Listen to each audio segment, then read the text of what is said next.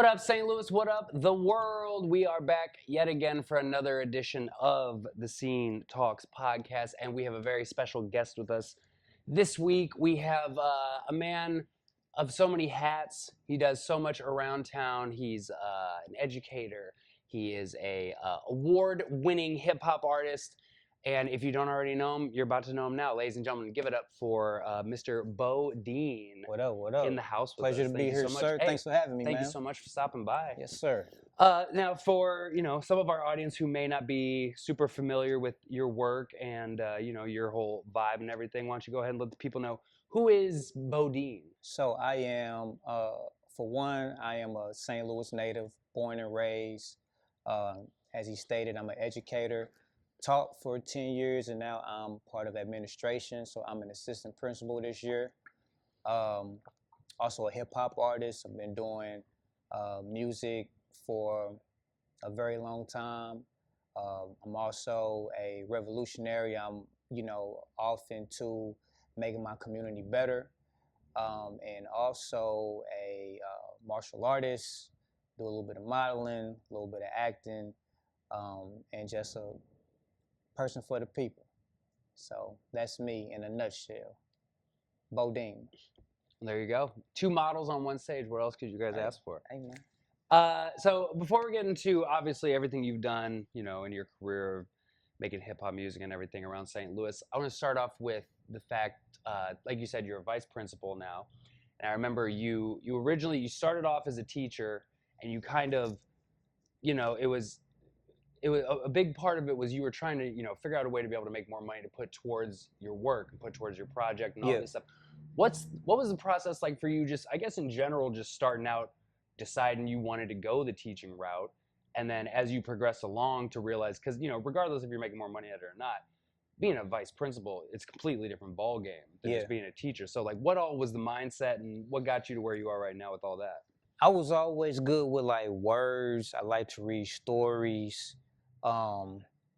So as a kid, I was always writing. And like my favorite classes in high school was English, creative writing and stuff like that. So, and I actually come from a lineage of educators. Like my auntie was an educator. My grandma was an educator. I got some cousins that's educators. Right. So like, I like come from, that lineage. And then just when it came to deciding what I wanted to do for like a living, I had like some pretty good teachers. Like growing up, I had a teacher named Mr. Cool. Like that was his name, like Kevin Cool. And he looked like Stone Cold Steve Austin. Oh, that's a hot look. So like I had him for 7th and 8th grade social studies, and just how great he, interacted with me in the class, that inspired me to become a teacher. I was like, man, if I'm gonna do something, I'm gonna do what he do. Right. Because he just did a great job at it. And I was already like good at like reading and English and dealing with words. So I was like, I'm gonna be an English teacher. I figured that's an easy job. Right. And I could still, somewhat do with what I love when it comes to like, dealing with words and stuff. Yeah. And so that's what I pursued. And then as time progressed, just being in that field, I was like, if I really wanted to make some like for real money with education, I need to step into being like an administrator. Right. And that's what like my mentors and people in the education field used to tell me, like, being a teacher is good, but after so long, like you want to step into the administrative role and give like the younger teachers, that position. Yeah. And then once I start figuring out like, how much like administrators made and stuff like that was my goal. I was like, that can be, what I use to help really fund, my career without having to like look for anybody else, honestly. You know what I mean? Yeah. So, and that's gotta be such a hard thing to balance, because doing your music stuff to be also then mixed in with a job that just, it takes a lot out of you. Because I mean, not only are you, for the most part working, throughout the year, you might get a little break during summer vacation and all that, and breaks throughout the year. But how do you just decide to, like, with everything you're wanting to do with your music, be able to also focus on like, okay, well now I'm going to go back to school, so I can progress in, my educator field, and then also have the time to, work on your music and recording and planning shows and promoting and all that stuff with all that other stuff going on. Man, you know that saying, if you really want something, you gonna do it. Mm-hmm. That's just what it is. And just having time management too. Um, my my time schedule is just real, like it's just on point. Like Yeah. after work, if I gotta like work on some music, I work on that. But still try to make time to, balance family life and Right. just have like a social life too. So it's just a lot of discipline, Yeah. because I still got to make time to, because I'm back in school now actually for like my doctorate, and so like I got to balance like, okay, this day I have to go to class. Yeah. This night I got to do homework. This time span I need to like work on like music. Right. Spend time with the lady and mom and nephew, and so it's just really like just planning, just having my stuff planned out, and everything don't always go as planned. Yeah. But I just try to be like real disciplined, like with my time and like what I do. Yeah. That's all. Well, and also like, how important is it to you for, from this whole broad perspective of everything you're doing to be able to show people that, you can be in the hip hop game and still put out really good music and put out great performances and still do something that's so impactful for, the younger kids that you're, having to deal with and getting to be around all the time in school, and not have to, resort to some things that some, younger kids that are trying to get into this type of stuff get into, and, kind of derails their whole situation. I think that's the coolest part. That I didn't have to sell drugs or do anything illegal, Right. to get to where I'm at, and just kids seeing me, what I'm saying, in that light, they were like, "Dang, my teacher is out here doing all this cool stuff without Yeah. having to, risk his freedom to do so." Right. Just having, I didn't grow up like that. My mom and dad always, they provided for me. I'm lucky for that, blessed for Mhm. that, and they just always told me, you work hard at what you want to get. Um, and I was blessed enough to know, like, if I needed, what I'm saying, some help, they was able to, help. Right. Other people aren't like that though, so like I can't really knock other people for doing what they do. Right. But me being like a, what I'm saying, a role model and a teacher, I tell my students all the time, what I'm saying, there are other ways out here to make a living for yourself and be successful than, the street life, and even being a rapper. Like, you don't gotta like rapping, sports, and what I'm saying, the street life isn't, what I'm saying, the only three things Yeah. for us. Yeah, So. I mean, especially in St. Louis, I mean, that's just a huge thing to be able to teach these young kids, because,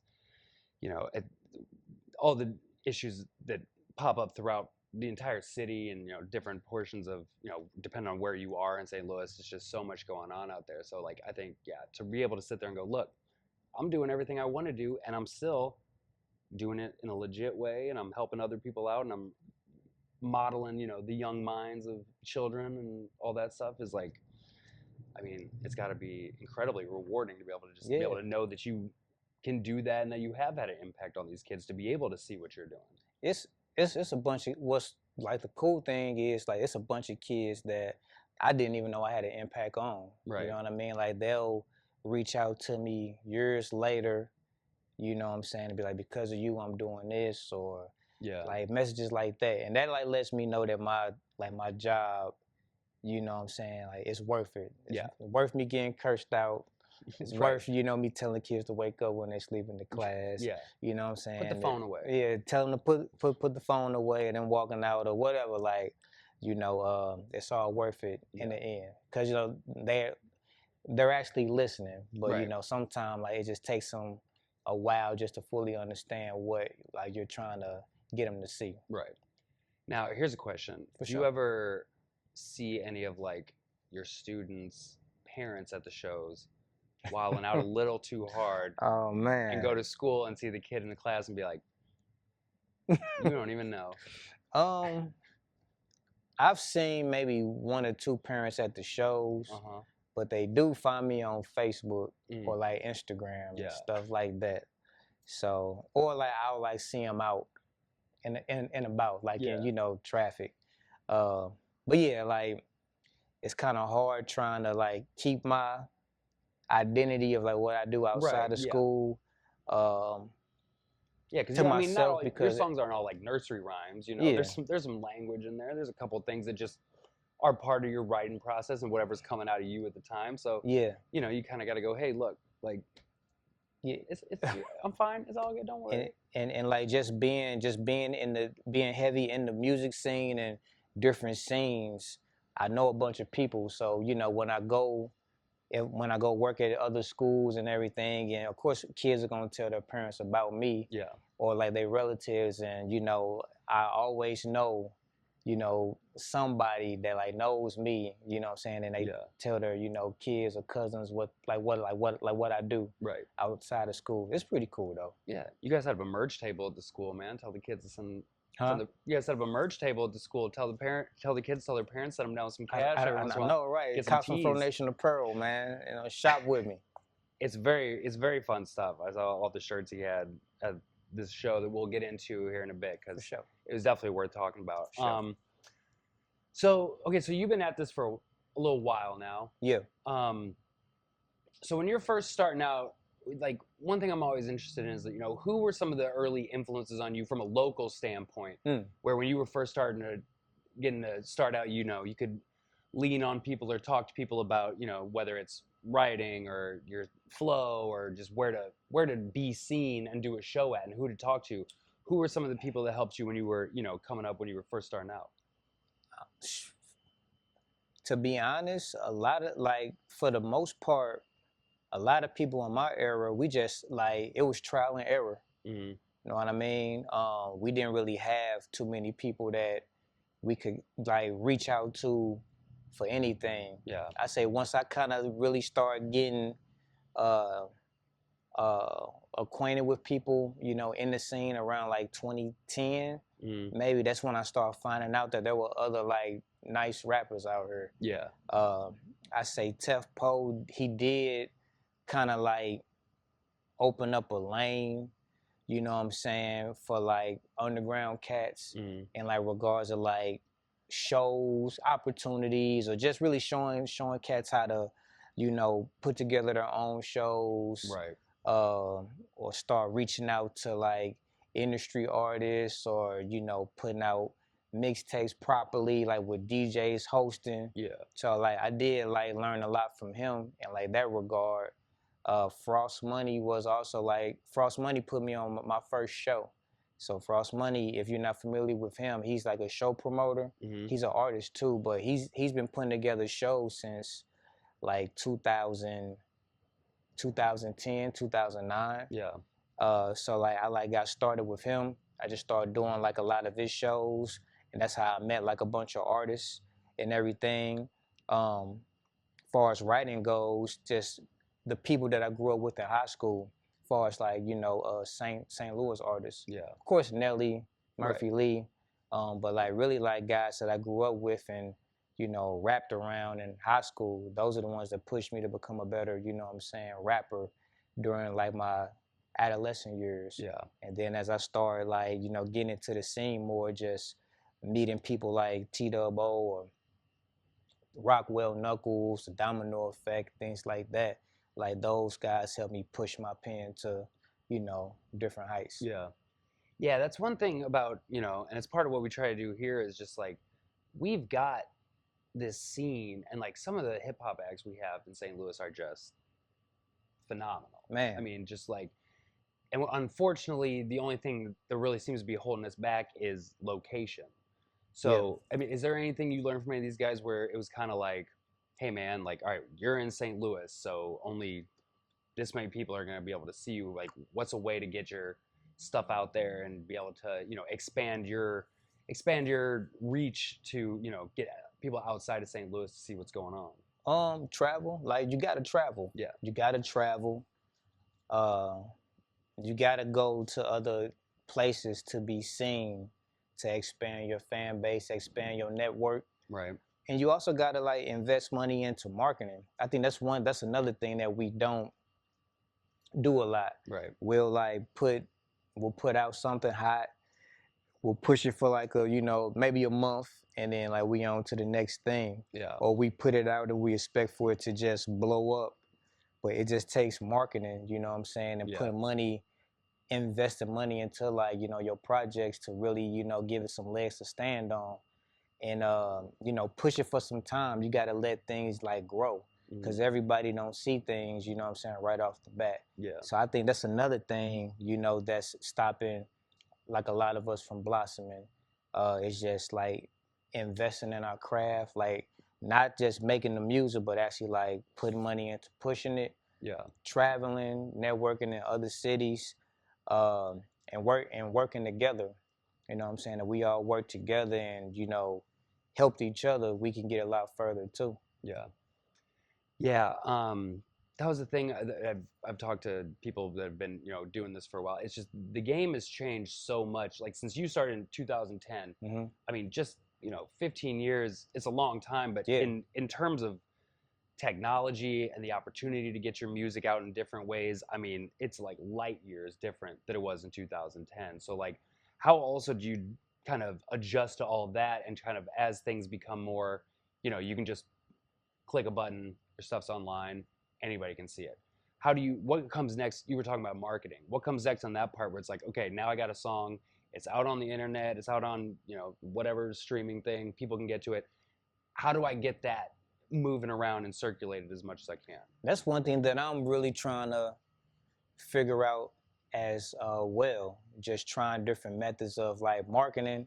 Really been looking for like someone that specializes in marketing. Right. You know, like this year, like my goal for this year was just to like develop like a team. Right. Just have a team that's, you know, that's specialized in certain areas that can, you know, help with the mission. And I'm still looking for somebody that specializes in like marketing, because nowadays it's about like, you know, just being a part of the algorithm. Right. You know, 10 years ago I could put out something, it'd get 20,000 views just, you know, just standing on his own. Yeah. But then, you know, once Facebook and Instagram caught wind, like, oh, these people like popping like that. Like, Right.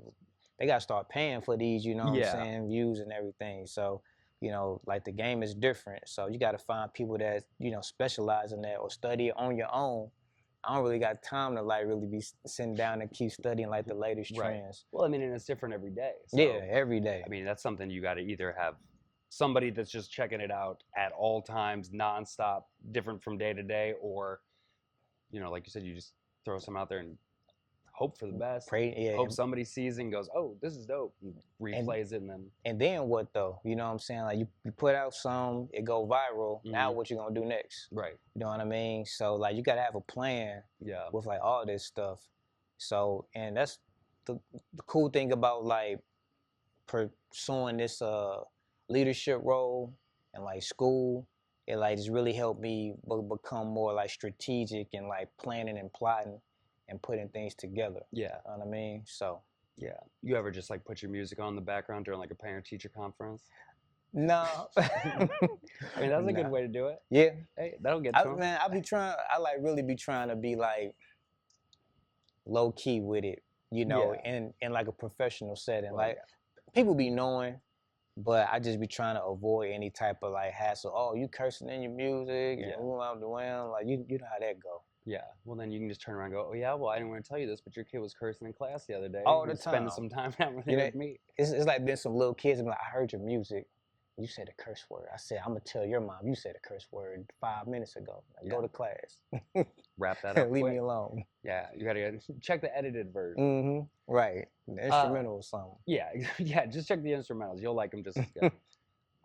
Okay, so with everything going on, as much as you're working on everything, it seems to definitely be paying off, because we were at Slumfest Awards, which were what, 2 months ago? Yeah, 3 something months like ago? that. Yeah, about 2 months ago. And you went off.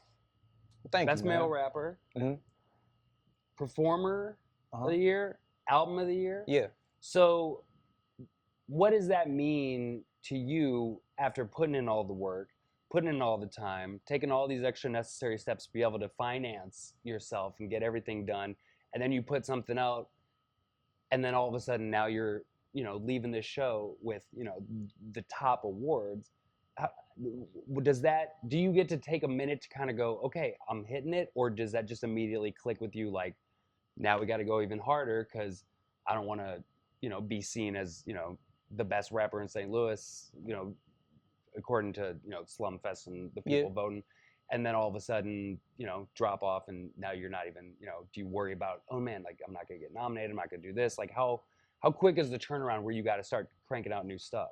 Um, Honestly, like I've been doing it. I've been consistent way before that. Like Hmm. even when I didn't win, like I was still putting out music and Yeah. videos and always being consistent. But like after that though, it was just like okay, I just now gotta turn it up even more. Like just be more consistent Yeah. um, with like what I do. That's it. Even if I would have, even if I didn't win anything, I still would have the the pace and what I'm saying, like the quantity and Right. quality of music that I would have been putting out would have been turned up a notch. Yeah. That's all. But I'm glad for the recognition. Yeah. Because I always felt like that I was the best Yeah. anyway, as every artist should. Right. But now it's just really just trying to prove this year like why I deserve like those accolades. Right. That's all. So since you've been on both sides of the ball, is there much of a difference from winning these awards and not winning the awards in terms of motivation to up your game on the next thing, or does it just kind of go, It's okay, like kind of like the same because like when you don't win, it's like all right, I gotta prove why what I'm saying I right, deserve it, and then when you do win, it's like I gotta show why I deserved yeah, those awards yeah, to me. You know right, what I mean? So like it's like This is like new motivation for me to continue to prove why. You know what I'm saying? yeah, I'm like one of the city's finest.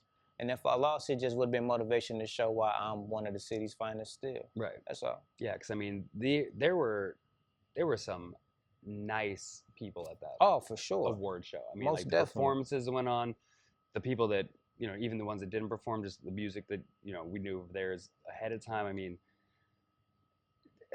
it's once again, it was just one of those things where I don't know. There's got to be a way to showcase the people that were involved in that show and the people that are potentially in the future going to be involved with that show, just in terms of either being nominated or being asked to perform and stuff. One, how what can St. Louis do? Because I feel like when I was younger, there were more places for people to perform, Yep. and there was more outlets for people's music to get played by DJs or on the radio. And for some reason, that all seems to have kind of dropped off over the last 5 or 10 years. Like, do you like what's the next step for St. Louis hip hop scene to just be able to really regularly be able to showcase all the talent that we have here? Um, that's a good question. I would say I always encourage artists to throw their own shows, Mm-hmm. and it's up to the people as well to come out and support these shows. Like, we see that people throwing shows, we see the flyers and everything. Yeah. It's up to people to come out and support. Um, and like artists start working together. It's like so much more that we can do Yeah. if we work together, like put our creative ideas together, Yeah. and like bring everybody's networks and stuff together. And I think like that'll help the scene blossom. That'll help these shows, what I'm saying, be Yeah. sellouts and stuff like that. So it's like really up to us, man. It's like really up to the artists and what I'm saying, podcasters and media outlets like yourself Right. to be working with each other. Like New York, Atlanta, what I'm saying, they got popping so much because like for one, all the artists were working together, Mm. and the media outlets they made their own media companies and was putting out the what I'm saying, the product. Right. You know what I mean? Smack DVD got a lot of what I'm saying, New York rappers popping, Cocaine DVD, all those like that DVD era, but it was Yeah. New York based. You know what I mean? They was putting all those people on.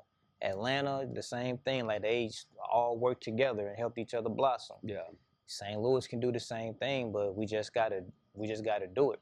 Yeah. Because that was a big thing about, kind of when we started all this, and the goal with what we're doing here going forward is kind of trying to get a mindset out there of like, yeah, okay, you can be a fan of a major nationally, internationally touring artist, and you can wait every however many years till they come to St. Louis. But there's also so much going on here.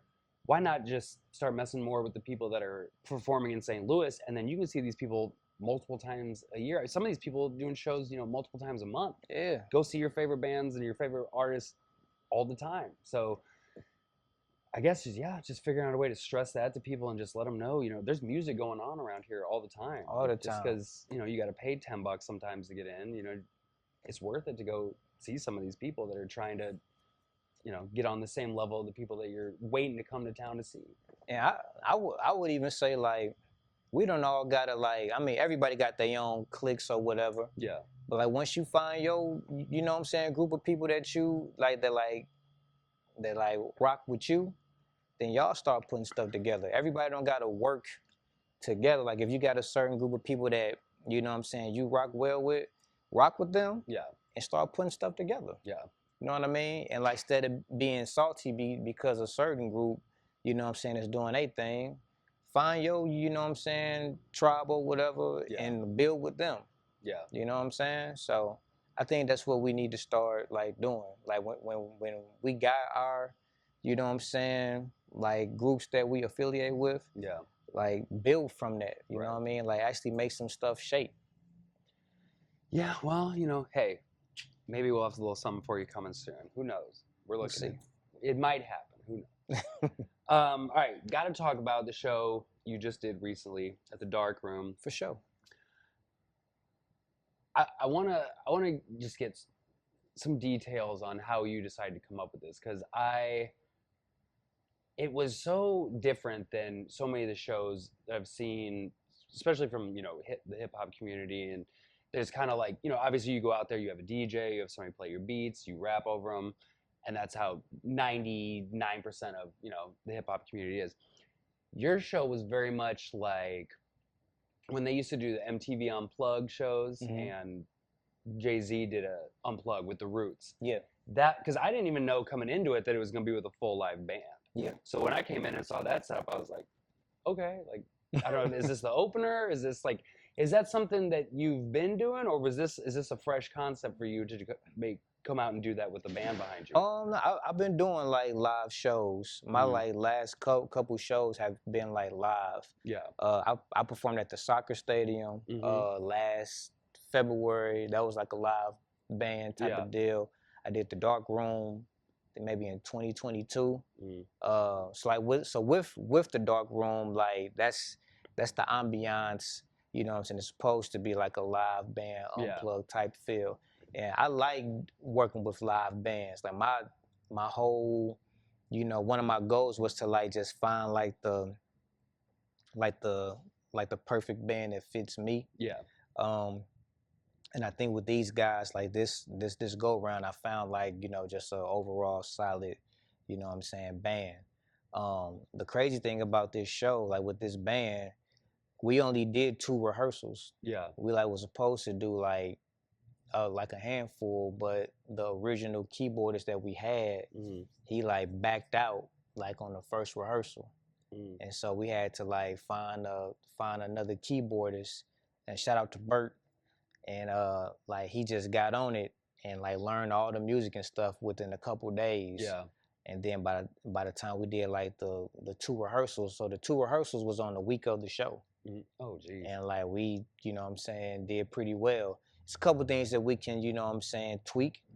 But I think like next go round, like we'll do even better. But like just with 2 rehearsals, we, what I'm saying, did pretty well, what I'm saying, in my opinion. And then, just with more time, we're just gonna get even better. Yeah, I mean, if it was as good of a show as it was with just 2 rehearsals, especially the week of. Yeah. Did you know all the people that were in the band ahead of time, or was it kind of just like people that were suggested to you and then you were able, because having that much time to get ready and be able to rehearse, like you kind of have to know the people and just kind of know like where they can go with the music, if you got to change something up in the middle of it, or if something's a little off and you got to tweak it. So Bobby J, that's the guy that wears the bird mask. That's my bass player. So I've worked with him with every live band thing. I had Bobby J. Yeah. Jeff Radford, that's my guitarist, the same. Like he been a part of like every show, and so Jeff Radford, he like reached out to Tank, the drummer, Mhm. and like the keyboardist and everything. So we were already like talking about people that like use far as like a drummer. We like Yeah. needed like a real. I think that's one thing that I was really like looking for is a drummer. I think to me like the drummer is probably one of the most important, if not the most important Yeah. part Well, and of like especially a if you're hip doing a hop. hip hop set, because you got to keep the beat. Yeah. So like I was always looking for like just a drummer that fit me, you know what I'm Mhm. saying, to my, liking. And Tank, definitely did this set justice. Uh and then Bert did an excellent job, of just uh learning all the music, within a couple days and Yeah. like being on point with everything.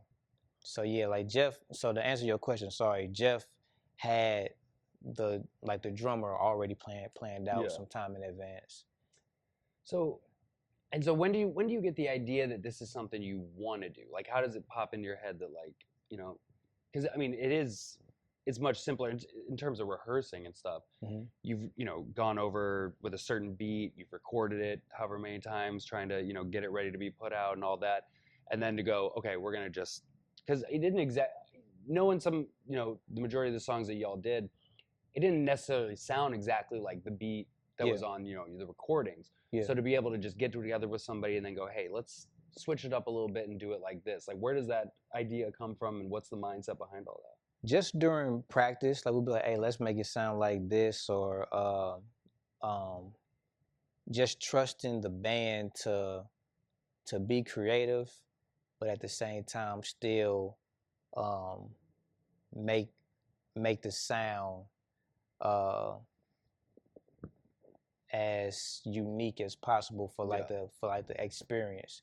And then what we tried different with this go round, we actually like took some of the actual like backing tracks Mm-hmm. and like used some of the stems for like some of the songs. Yeah. So like certain songs, like if you heard like somebody singing like a little singing loop, you know what I'm saying? That's like some of the stems that we use, Yeah. but still put like the instrumentation like around that.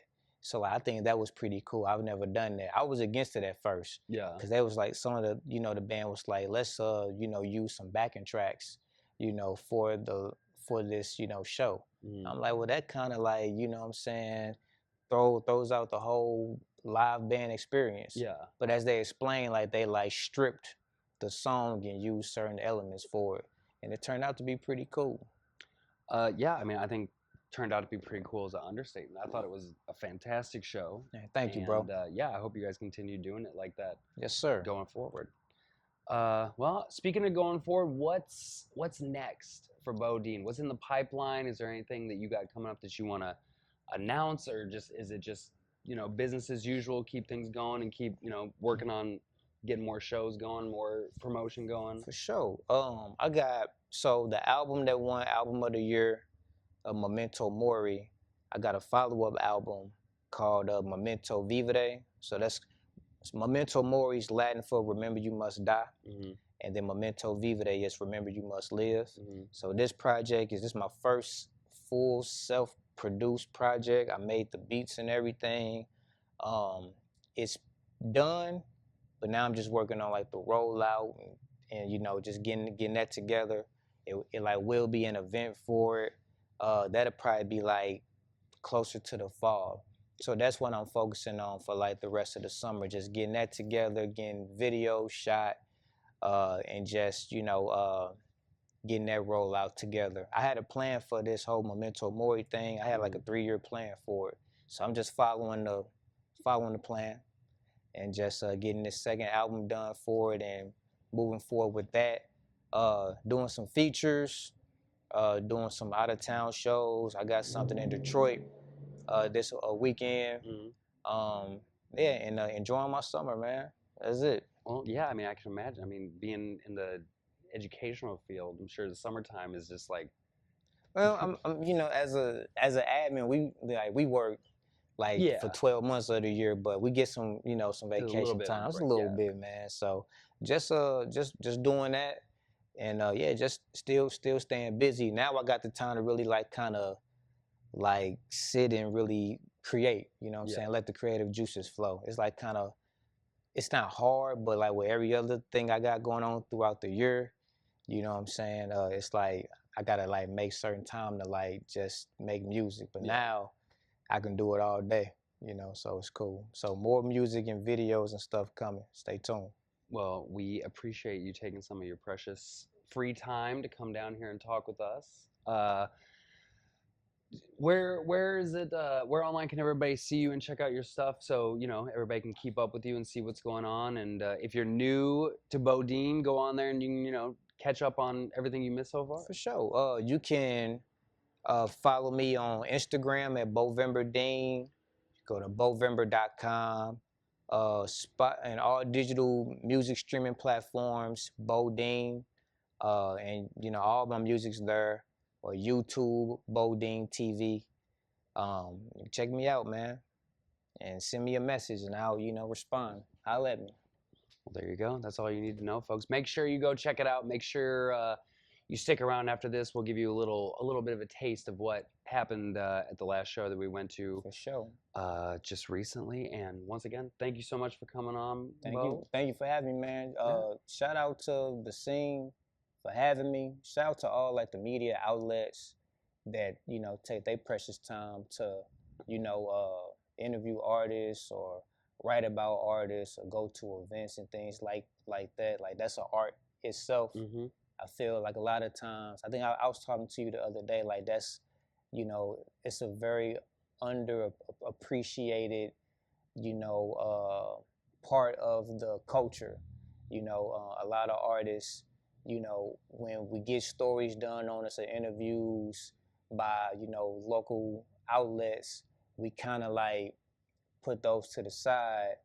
But if it's like a more national platform, like we push those and they don't even, retweet or, respond. Right. They just take your money and, post.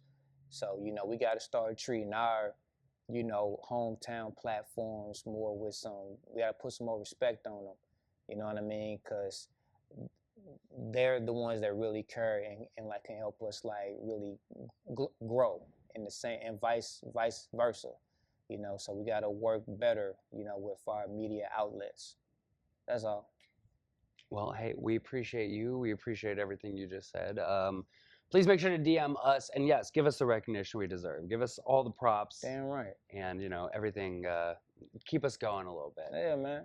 All right, well, Bo, once again, thank you so much, man. Appreciate you for stopping by. Yes, appreciate sir. all the kind words. And likewise. Can't wait to see what's next. And Yes, I'm sure we'll be there in some capacity to sure. check For it sure. out. And for everybody watching at home, thank you so much for joining us. Make sure you go check out Bo. Continue to check us out. We have some things coming up we will be announcing at some point, I guess. So, yeah. Until next time, everybody, we will catch you later. I'm doing good, but I got it bad, living it up, cause life don't last. Ooh, the ops got a price on my head. What's the amount I paid in cash? Whipping the foreign to under the dash. Caught me another if this one to crash. I make it rain wherever I'm at. Remember them rainy days I stacked. I got problems, but money solve 'em. See, I got problems, but money solve 'em. Said I got problems, but money solve 'em.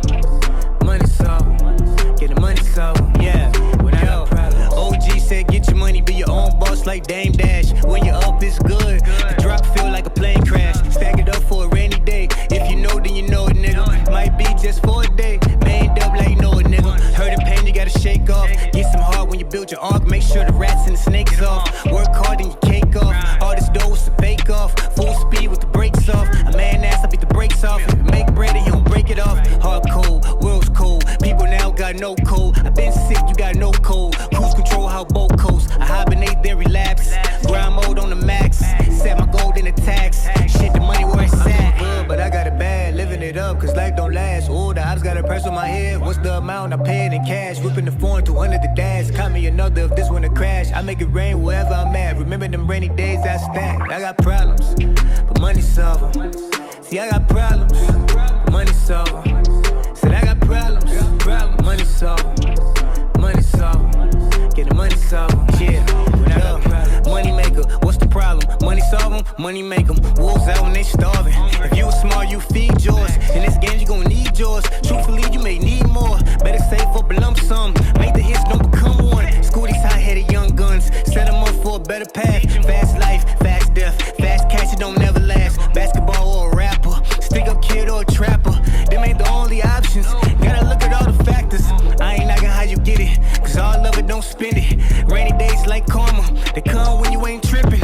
Legally, not illegally. My biz never unattended. Pop out with the spinach. I'm a mathematician. I'm doing good, but I got it bad. Living it up, cause life don't last. Ooh, the ops got a price on my head. What's the amount? I pay it in cash. Whipping the foreign 200 the dash. Caught me another if this one to crash. I make it rain wherever I'm at. Remember them rainy days I stacked. I got problems, but money solve 'em. See, I got problems, but money solve 'em.